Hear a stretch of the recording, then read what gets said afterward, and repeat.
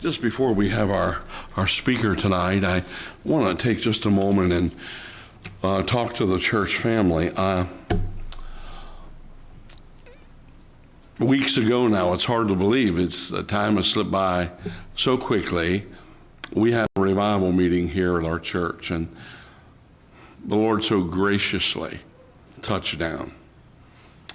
And I believe that the evidence of God moving in a meeting like that is not simply what happens in the meeting, but what happens after that meeting. And we have continued to see evidences of the hand of God. And what a blessing that has been. So, with that in mind, as we go through these Tuesday nights, Dr. Belcher with us Tuesday night, and then Brother Smith with us the following Tuesday. I don't want to have a service to have a service. I really don't. So I know some of you have been doing this, but I'm wondering, would you be willing the next day, Monday and Tuesday, it's Tuesday night, specifically to spend time with the Lord about God's hand upon that Tuesday night service? Would you be willing to do that? Could I see your hand? Preacher, I'm willing to pray over that. Please do that. When we have someone like Brother Norris Belcher coming and giving of his time to be here at the assembly, we certainly want to be prepared and just allow God to do whatever the Lord wants to do in those particular times. So I'm so thankful. And we're trying to update and modernize just a little bit when it comes to those that we're involving in our Vacation Bible School. And I appreciate Luke and Jaron being on that and doing such a good job. But that doesn't mean that if you're unfamiliar with that and you want to help, just please say something. We'd love to have you help in any way that you that you could. So please don't forget that and just plug in there. I'm trying to think how many years it's been. It's been quite a few, brother, that we've had Brother Sprecher and his wife across at Keystone, and I appreciated the fellowship and the emphasis, and remember God leading him out west. Every once in a while, I think, brother, I'm glad God led you and not me, just every once in a while. And then I get envious when I hear about you elk hunting. You know what I mean? But I appreciate them so much and their faithfulness there. So what I've asked him to do is just come and give a history, how God called them, where they are, and information, and then just share with us tonight. So, brother, you please come. So good to have you.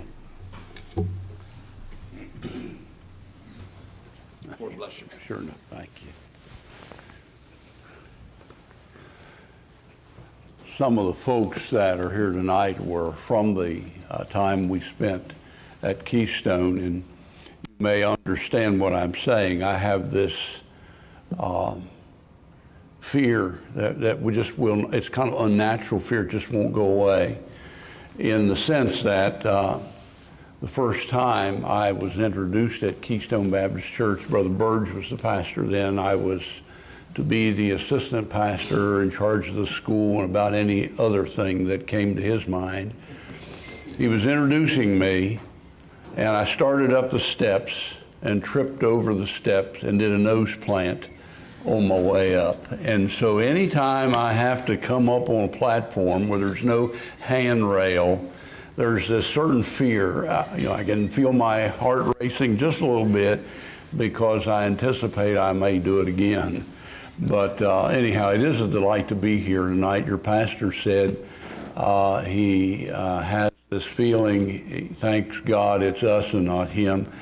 And you wouldn't believe how it's pretty much the same with me, in the sense that I think I got out of Virginia just in time.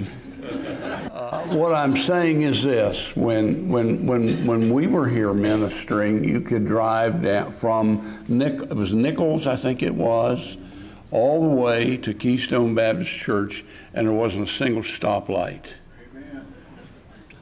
The last time I went through there, I think I counted eight stoplights. Now, I like people, but I don't like them stacked like cordwood, that's for sure.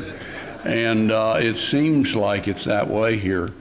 Years and years ago, and your pastor wants me to spend most of my time talking about where we've been, and I'll get there, but years and years ago, we had a missionary in New York City that the church at Keystone supported. You may recognize the name. Matt Recker was his name. He was pastor, started a church, maybe several.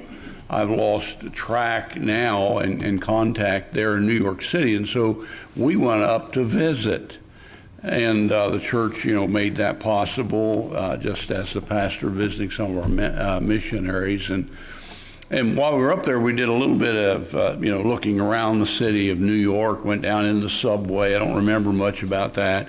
But what impressed me more than anything in New York City was the Haitian cab drivers. If you've ever been there and watched them, I was just flabbergasted how aggressive they were driving. There may be 4 and 5 lanes of traffic, and they'd see a fare on the opposite side of the street, and somehow they'd whip around through traffic and get over there and get that fare. And if in the process there was a little fender bender, they'd jump out of their cabs, have a little fisticuffs there by the side of the road, and jump back in. I thought, I have never seen anything that holds a candle to these Haitian cab drivers. And then the Lord took us west, and in our time there, we've had to go into Salt Lake City on numerous occasions. Some of it's medical, and our mission board headquarters was there, and those Haitian cab drivers don't have a thing on Salt Lake City drivers, and we have special names for them. Probably the nicest is we call them Ubangis. And down there in Utah, they are aggressive, and I thought I had really seen the epitome. And then on this trip in, we had put in the GPS. We had a meeting in Hampton, Virginia, and I think one of the filters, we said no tolls. So it ran us from Denver all the way down to Nashville and all the way across 70. And then we hit 81 up there at about Bristol, Tennessee, and Abington, Virginia, and came up and on 81, and then down to Hampton on 64. And those Haitian cab drivers have nothing on you folks on the Interstate 81. I'm telling you, weaving and bobbing, and sometimes the only thing they accomplish is they got one more place in line, but I guess to them it was worth it. And so some of it might be old age, but I am not real keen on aggressive driving anymore. But I think you've got it here in the Virginias. I'll say this, lest I forget, Pam and I thank you for the support that you have sent over the years. We surrendered to go with Northwest Baptist Missions in 1994. And I don't remember which of these three were the very first, but it was either Emmanuel or Keystone or Valley Baptist. Well, it might have been four. It may have been Brother Chrisman's church down in Wardensville, West Virginia. They all come in pretty much the same and have supported us all these years faithfully, and we thank you for that. And it's just hard to express the gratitude we have for your help. It is interesting, just another observation of all the churches that we've had. We never did raise full support. We at one time had maybe 60, 70%. The church there, the mission works were able to kick in, and I worked some. But of the churches that we raised support from, there is only one, and there's a second that's really close, but there is only one that still has the same pastor there when we began. Now, Brother Wright at Keystone is very close because obviously it was my resignation that made it possible for him to come in. So he was soon after, but only him and Brother Rebert are still pastoring the same church. Some of them that we go to, 4 and 5 men have been there. And I think it is a credit to these men, and as a general rule, long pastorates make for strong churches. And they tell us statistically it's about something like 21, 24 months that the average pastor stays someplace before he sees green grass somewhere else and greener grass somewhere else and moves on. And so it's a tribute to your church and your pastor for all these years.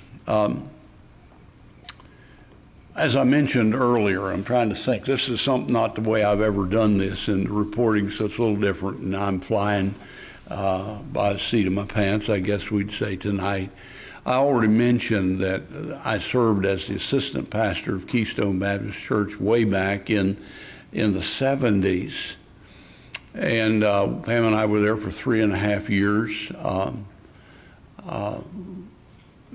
And what the Lord did is I fell in love with that church.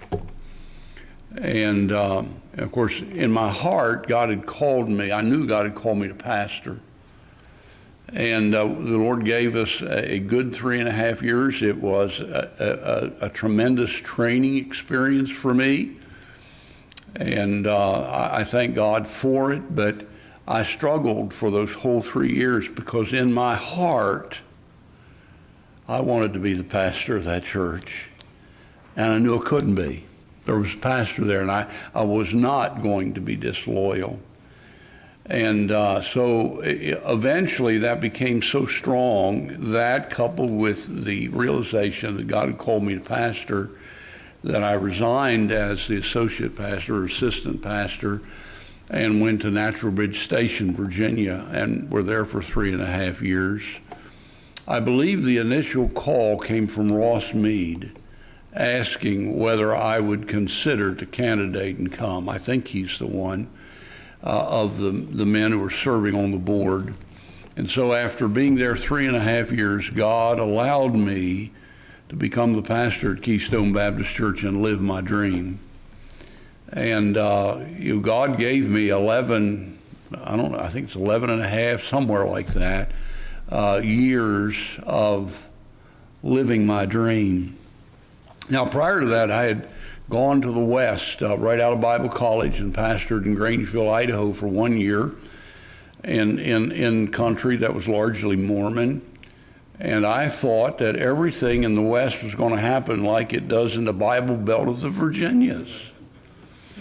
And I didn't have any support group, didn't have anybody to advise and counsel, and I became a Western washout. I left that, came back here, and it was what led to the opportunity to be able to work at Keystone there as the associate pastor. But God placed a seed in my heart for the West.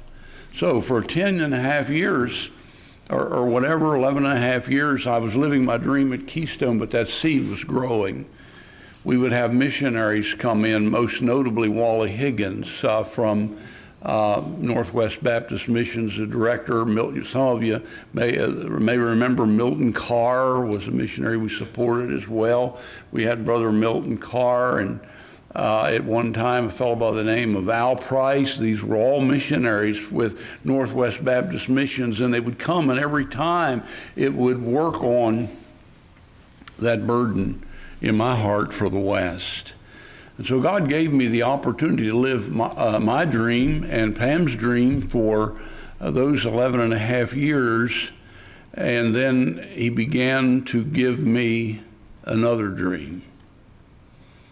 And that was the dream of planting churches in largely Mormon-controlled Rocky Mountain West.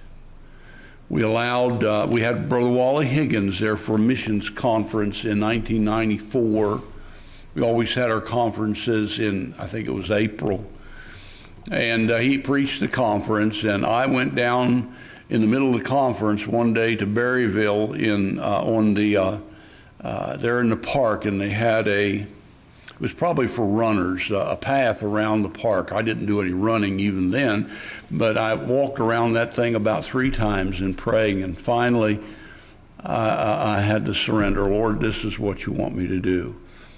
And so I allowed Brother Wally to preach the last service and get out of town before I announced to the congregation God had called me to go west and work in the church planting ministry. It was my dream.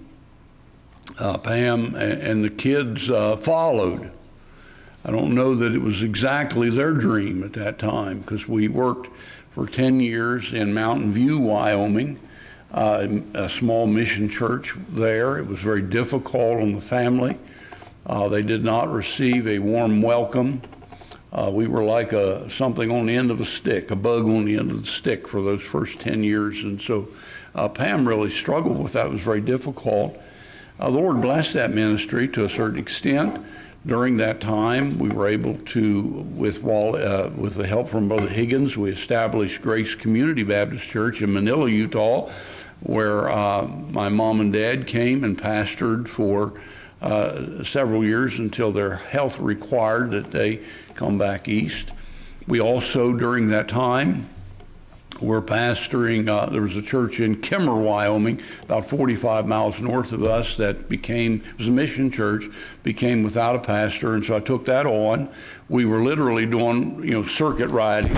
I was doing several services.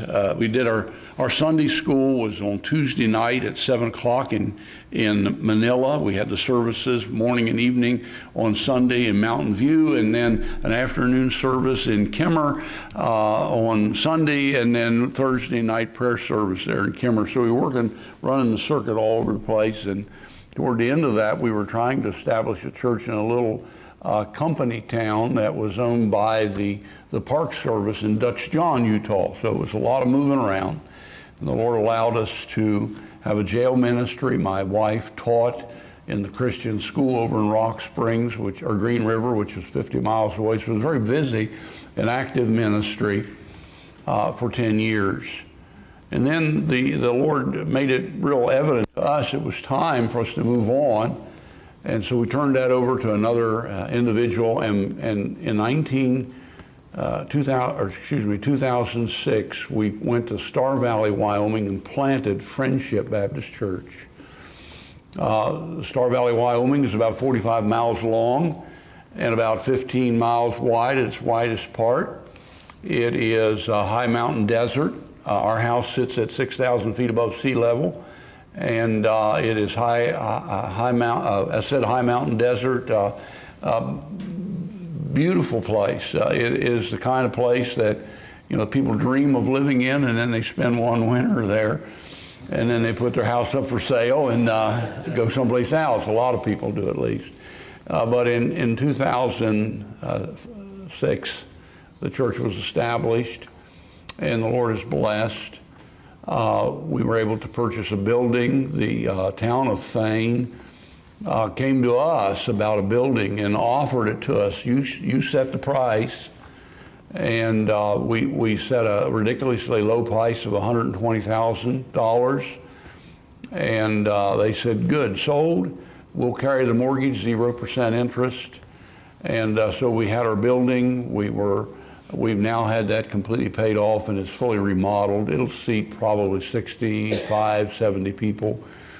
And the Lord's been very gracious that way. During this time, we, in our prayer letters, you may remember us talking about starting a Bible study with the idea of starting a church in Cokeville, Utah. Or Cokeville, Wyoming is about 50 miles south of us. We have an active jail ministry at our local jail in Kimmer, which is the county seat. And so we've been very busy. Pam has had a ministry, 2 ministries. One, she is the activities director at a local care center. And because Mormon communities are very family-oriented, one of the best ways to have an inroad in the community is you be gracious and kind to grandma or grandpa.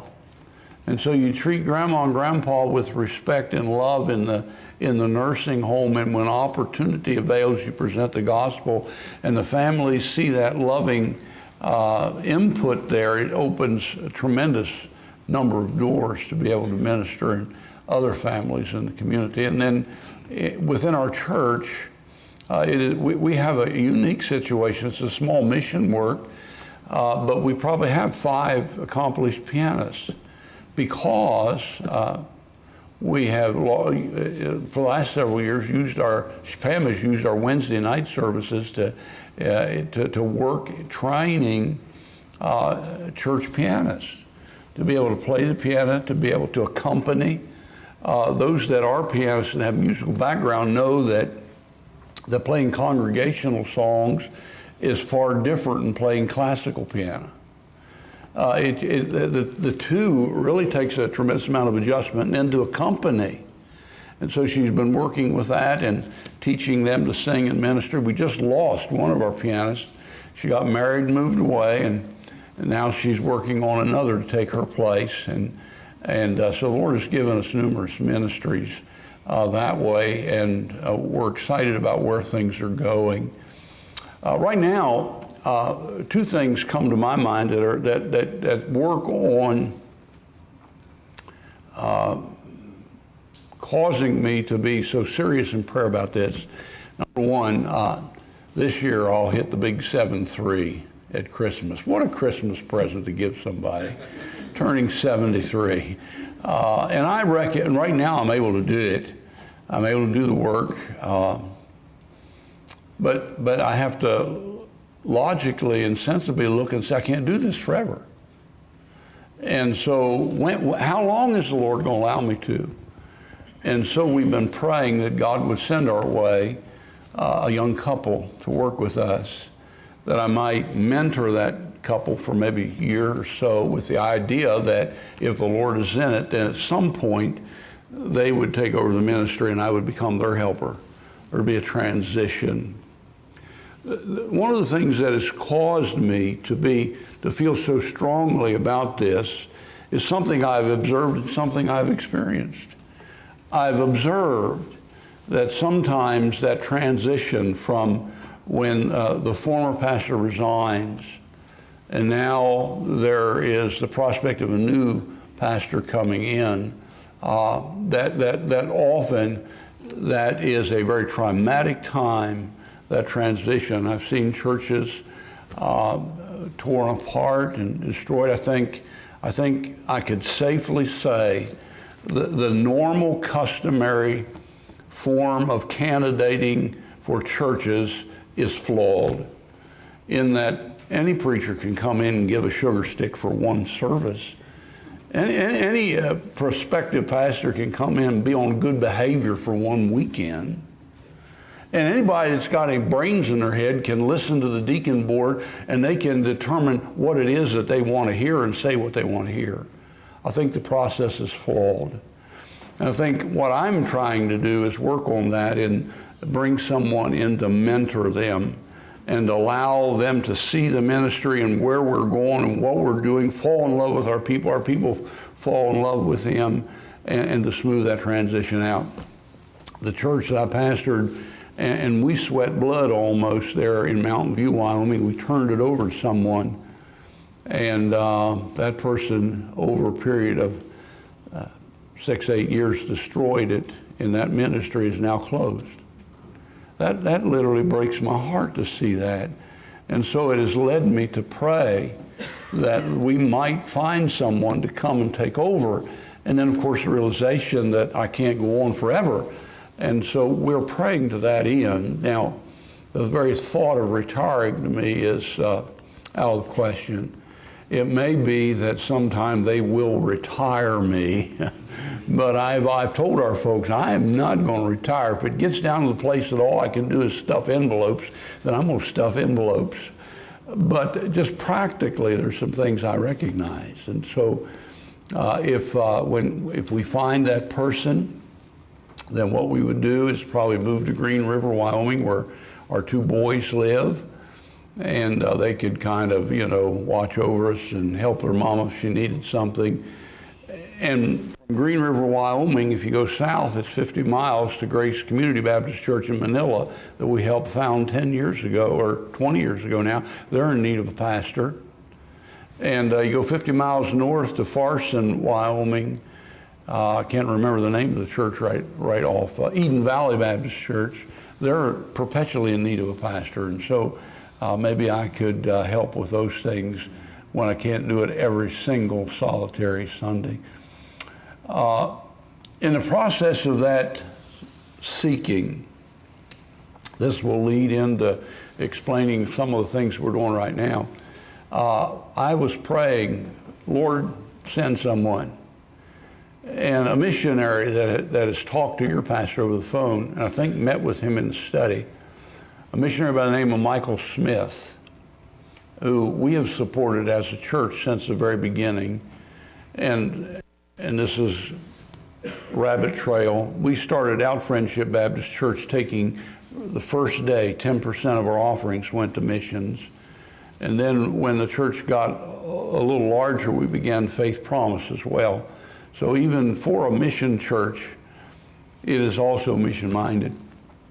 But Michael Smith and his family, his wife Stephanie and the children, were one of the first missionaries we took on. They have a helps ministry. They travel around the United States and they'll help in smaller churches. Maybe they're going to do an expansion project, and he'll come in and be the general superintendent, and he'll maybe lay the tile, and he'll string the wire and put on the roof, etc. They work for the Wilds an extended period of time. They've worked for Ironwood in California for an extended period of time. They've done helps ministries in foreign countries, Canada, France, and I don't know where else, but a number of other foreign countries. And so his skill is primarily in his hands.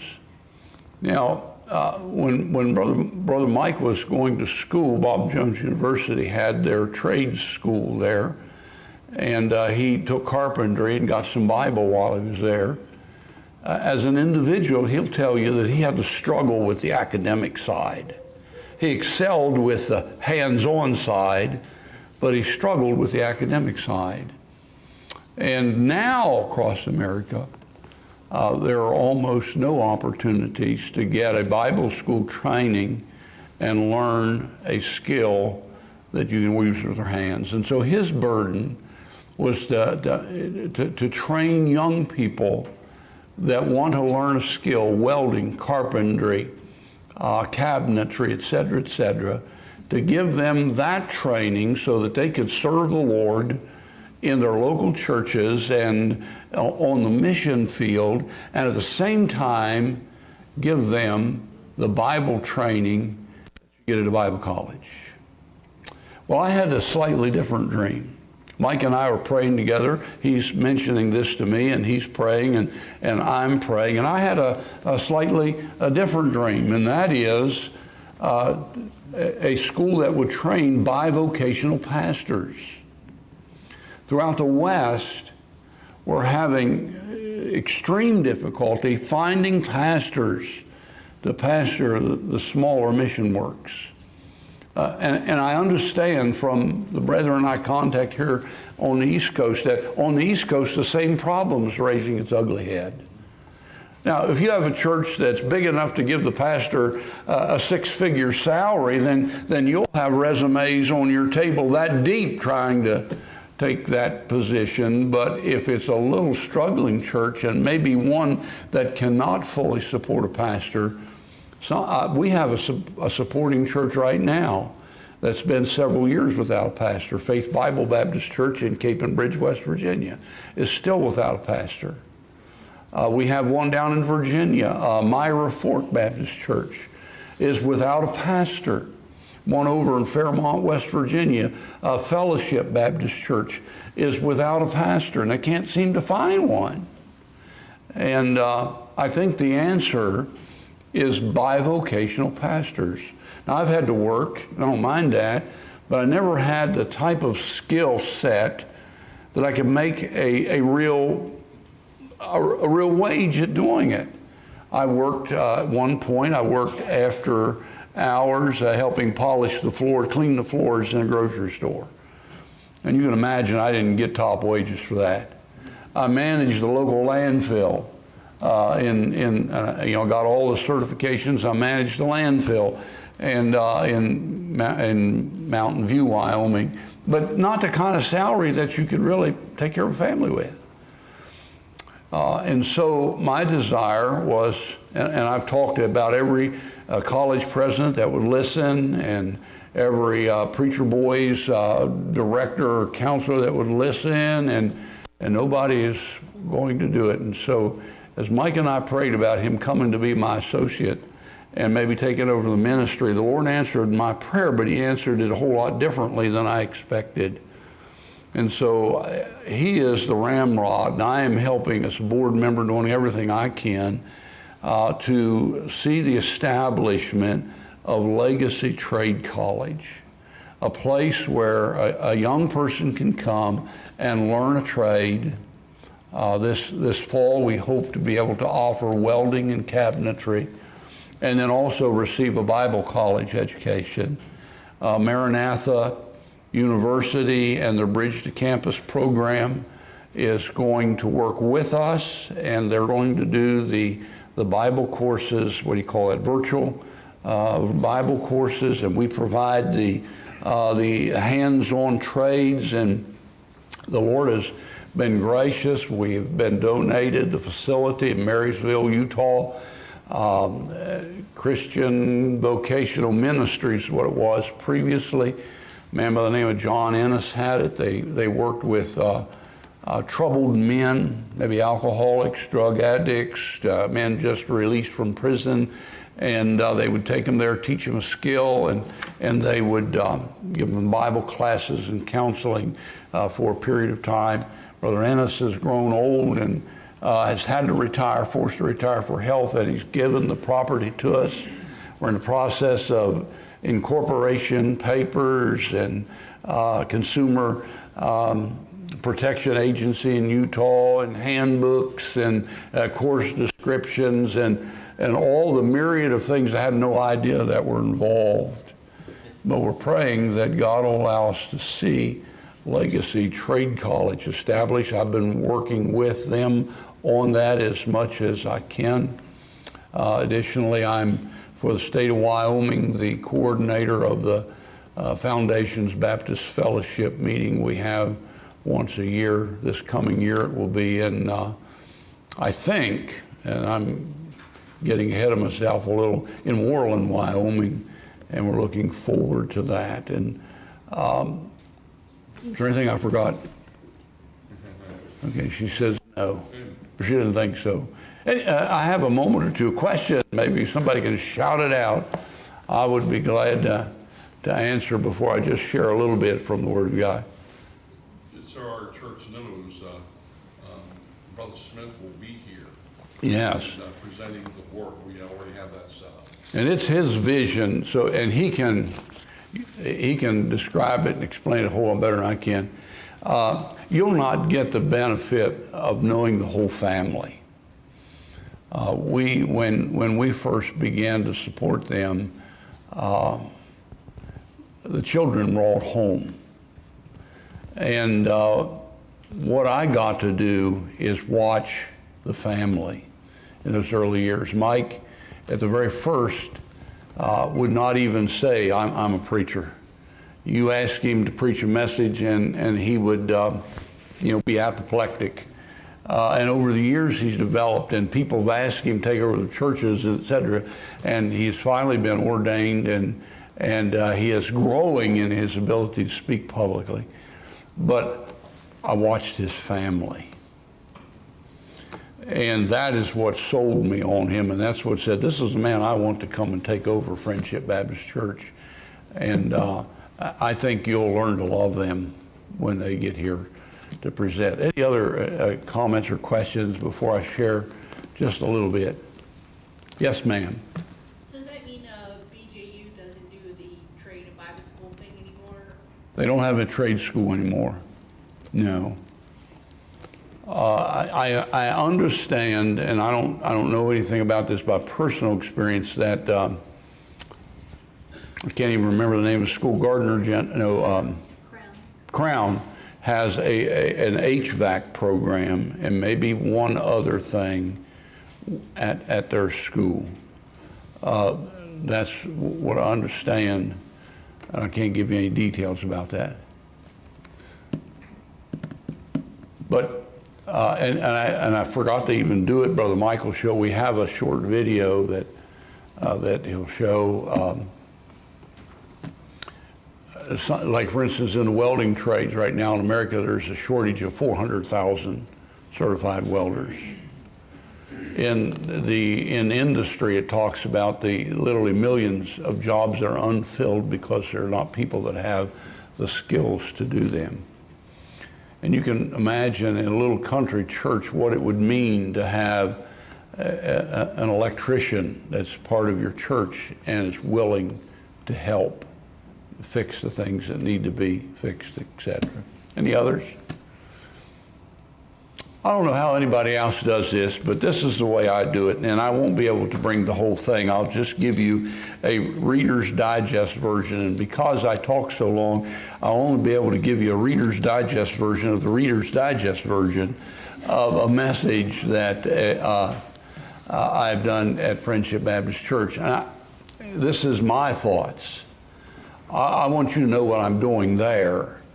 I'm not going to prepare something that is unique for here because I'm here to tell you this is what I've been doing. And one of the things I love to do is to preach a series of messages. There are several reasons for that. Number one, you get to develop a subject more completely. And just on the practical side of things, I find personally that sometimes the hardest thing for me is to decide what I'm going to preach. If I once can figure out what I'm supposed to preach, then that narrows the field down a whole lot. And if I can even get the text, boy, that really. And so if I have a series that I'm working on, then maybe for 4 weeks, I don't have to worry about thinking, what should I preach? I already know what I'm going to preach and what I warned the congregation that I was going to do. And recently I did a series of messages entitled, I did 4 weeks, and the pastor we were with this morning mentioned another text, and I can't find it. I can't get the exact words, so I can't find it, so I'm going to worry about that all week till I find it. And maybe it'll be sermon number 5 in the series, I don't know. But the series was entitled, Be Children. Now, if you'll think about it in the Word of God, just from your reading, there are numerous places in the Bible where it says, be children. For instance, in Matthew 18, except you be converted and become as little children, you shall not see the kingdom of heaven. At the same time, there are other places where it says, quit being like a child. And that sounds almost like your mother getting after you. Act your age, grow up, something of that sort. It says some places, be children. Other places, don't be children anymore. And I'm looking in the book of 1 Peter chapter number 1, verses 13 through 16. The scripture says, wherefore gird up the loins of your mind, be sober and hope to the end for the grace that is to be brought unto you at the revelation of Jesus Christ.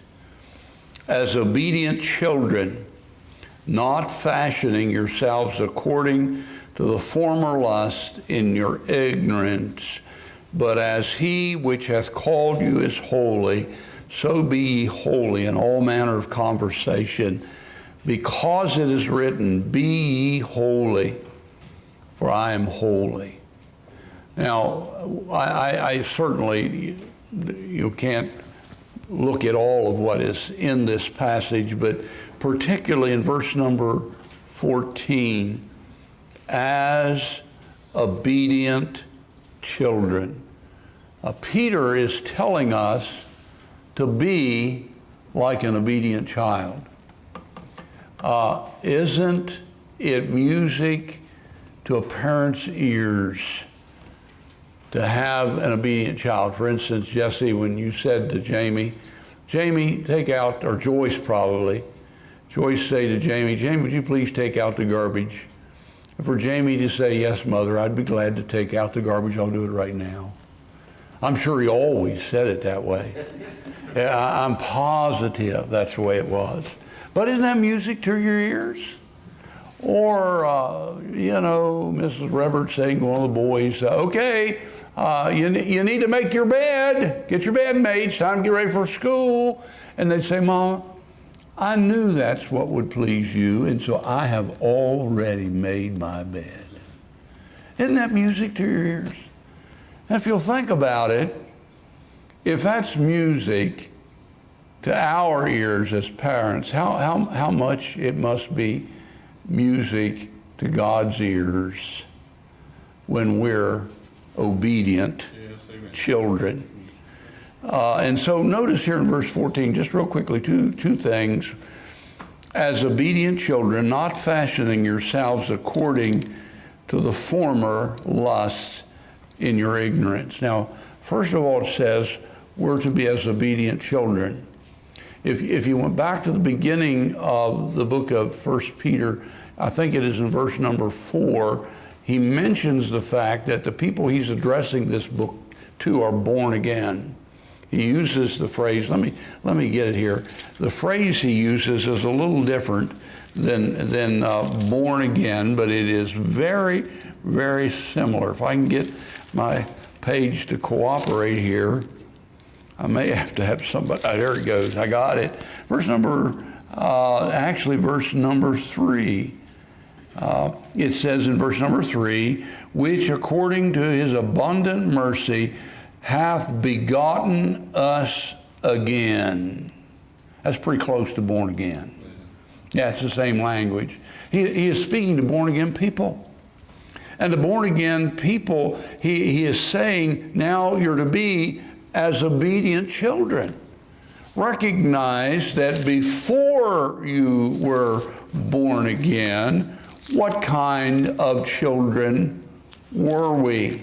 The book of Ephesians chapter 2 describes it very clearly in Ephesians chapter 2 and verse number 2, where in time past you walked according to the course of this world, according to the prince of the power of the air, the spirit that now worketh in the children of disobedience. Before you were saved, you were children of disobedience. You didn't honor the Word of God. You didn't honor the dictates of God's Word. You lived in rebellion to God. Now, as a born-again child of God, God says you're to be no more disobedient children, but as obedient children, not fashioning yourselves according to the former lusts. We all know people who they get saved just in order to get that fire escape policy. And yet now that they're saved, they want to keep on living just like they used to live because they really don't have any desire to live for God. What does he say here? Now that is not acceptable. Not fashioning yourselves according to your former lusts. Now that you're saved, there's some things you got to quit doing that you used to do. And I think Paul describes it in Ephesians chapter 4, verse 22, when he says, put off concerning the former conversation the old man which is corrupt. Put it off. And that's what he's saying. As obedient children, put those things off. And then he goes on. It says in verse number 15, I'll read the first part of 14 again. As obedient children, it would say in this verse, so be ye holy in all manner of conversation. Ephesians chapter 4 and verse 24 says, and put on the new man, which is created in righteousness and true holiness. We need to put off some things, and we need to put on some things. Now, I'm watching the clock. They say the preacher starts to wind down around 7.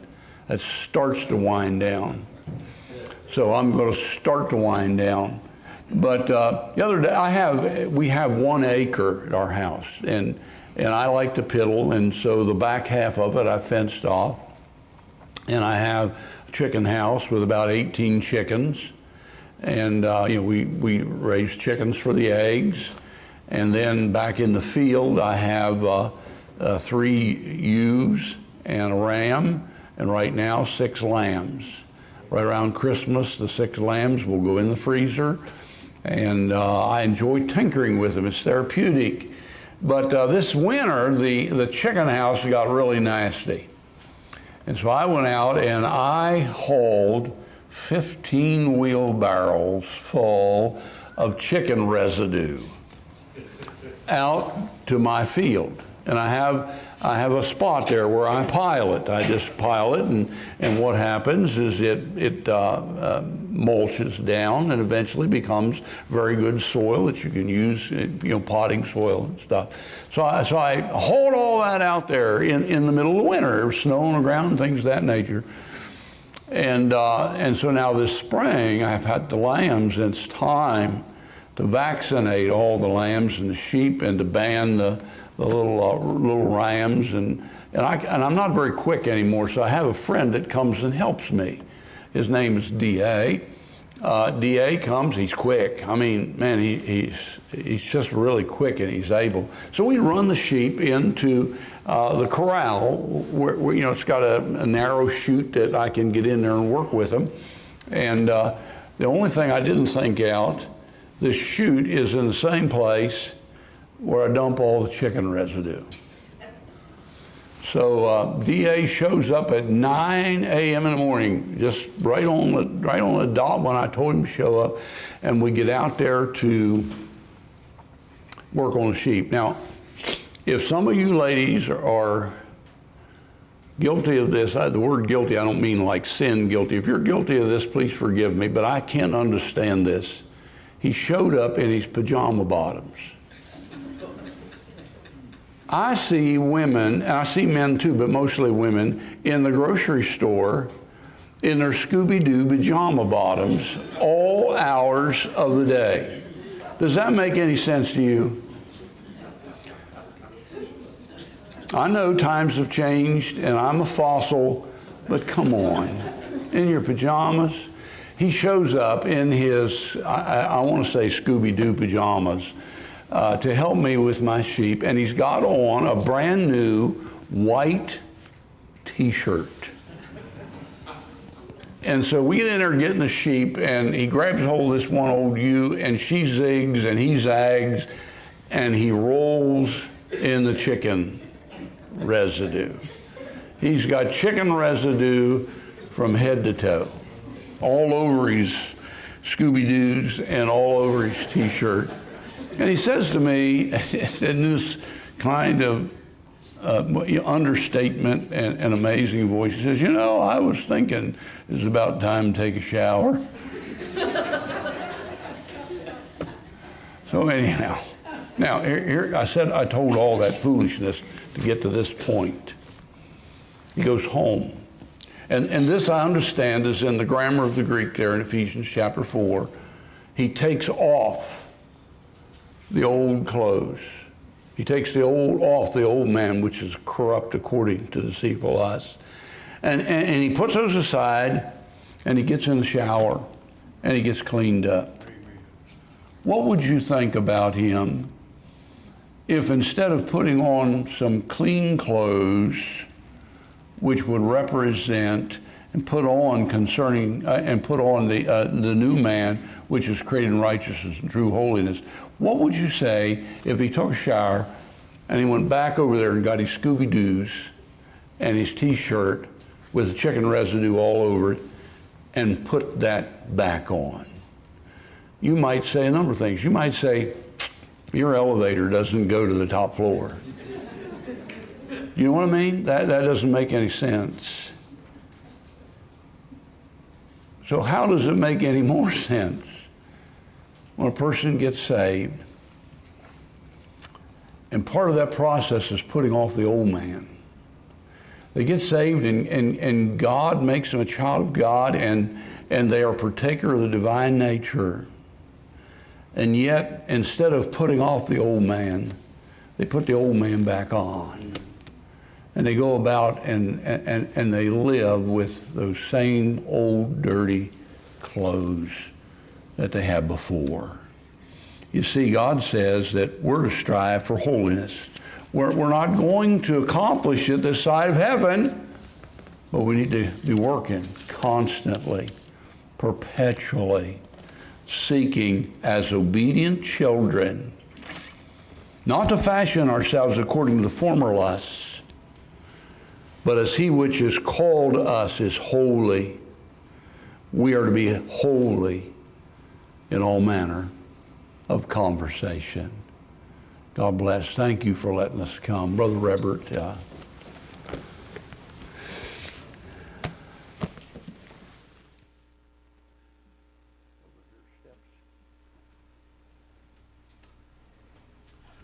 Thank you so much. Boy, I appreciated that. We have found it so helpful to have our missionaries come and just share background.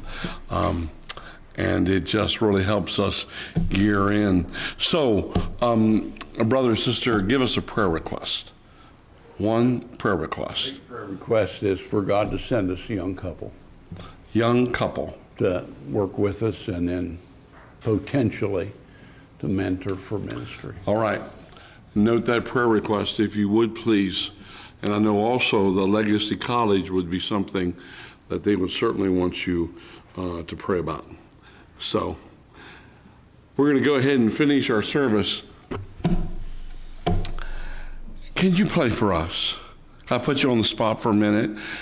Just go ahead and we're going to have you just play something for us if you would, and then we're going to close in prayer. All right? Can I do that? I put you on the spot like that? Okay. How's that? Yeah, it would help if she had a book. Oh, just anything. Yeah, anything.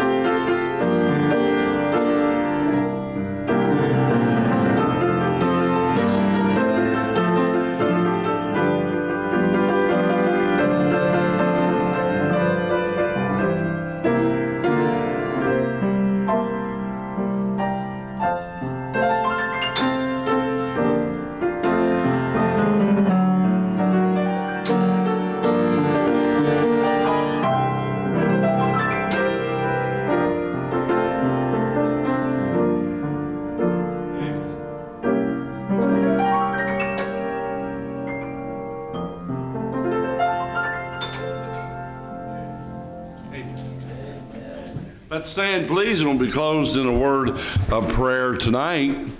I'm going to ask our brother and sister Sprecher to slip to the back, and you be sure to go ahead and greet them. Be aware that everything that came in loose in the offering tonight is going to go to them. If you want to do something extra, I'm going to have Joe Greathouse standing in the back, and you just give it to Brother Joe if you want to write a check or do anything extra, okay? All right, let's be closed in a word of prayer, please. Brother Dan Hensler, would you pray for us?